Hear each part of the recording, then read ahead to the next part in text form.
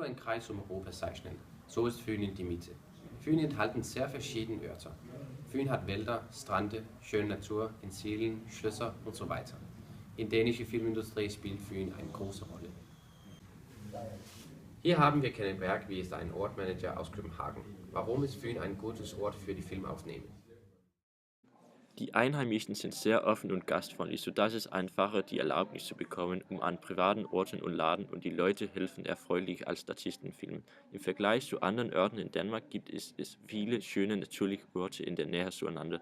Das bedeutet, dass es sowohl ökonomisch als zeitmäßig einfacher wird, weil die Transportzeit zwischen den Orten kleiner wird. Wir haben die lokale Autowerkstatt in Faaborg besuchen, wo eine Szene der preisgekrönte Film in einer besseren Welt drehen ist.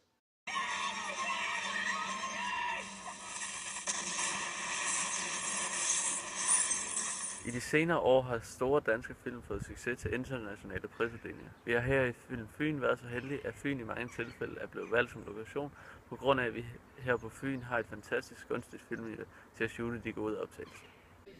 Jamen altså, det har kæmpe betydning. Vi skriger jo efter arbejdspladser på Fyn, og specielt ude i de små områder, hvor man også filmer.